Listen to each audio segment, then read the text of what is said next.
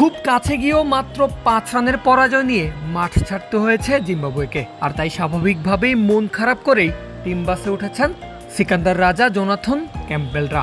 গন্তব্য team hotel. কিন্তু খানিক বাদেই দেখা যায় ভিন্ন চিত্র। এক এক করে বাস থেকে নেমে যাচ্ছেন জিম্বাবুয়ান ক্রিকেটাররা। কিন্তু কেন, তা জানতে হলে যেতে হবে একটু পেছনে। চট্টগ্রামে ৩ টি-20-র পর ৪ নম্বর ম্যাচে মিরপুরে বাংলাদেশের মুখোমুখি হয়েছে সিকান্দার রাজার দল।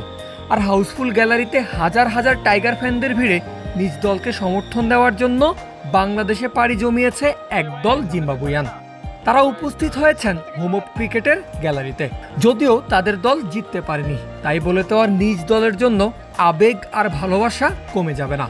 তাই তো ম্যাচ শেষে জিম্বাবুয়ের টিম বাসের পাশে জমে যায় ছোটখাটো একটা জটলা। জাতীয় খেলোয়াড়দের একটু সাক্ষাতের জন্য অপেক্ষা করছেন জিম্বাবুয়ান নাগরিকরা। আর দলকে সমর্থন দেওয়ার জন্য ৮,০০০ কিলোমিটারের পথ পাড়ি দেওয়া দর্শকদের অপেক্ষা চোখ এড়িয়ে যায়নি দলটির সাপোর্ট স্টাফদের।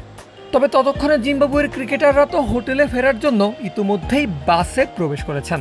কিন্তু তাতে কি, দর্শকদের ভালোবাসার প্রতিদান দিতে মানা নেই জিম্বাবুয়ানদের।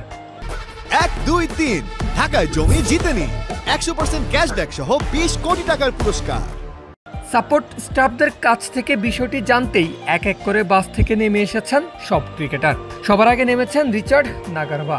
তাকে দেখতে পেয়েই সমর্থকদের উল্লাস যেন থামেই না। আনন্দে তো রীতিমতো নেচেই উঠেছেন এক নারী সমর্থক।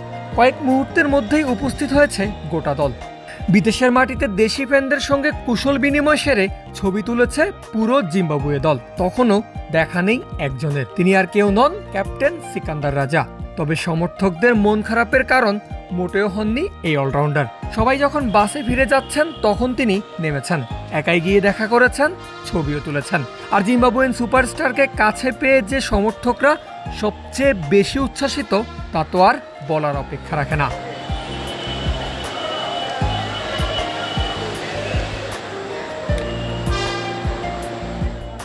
এভাবেই হারের গ্লানি ভুলেছেন রাজা নাগারভারা। হাসি মুখে সমর্থকদের ভালোবাসার প্রতিদান দিয়ে তবেই হোম অফ ক্রিকেট ছেড়েছে জিম্বাবুয়ের টিম বাস।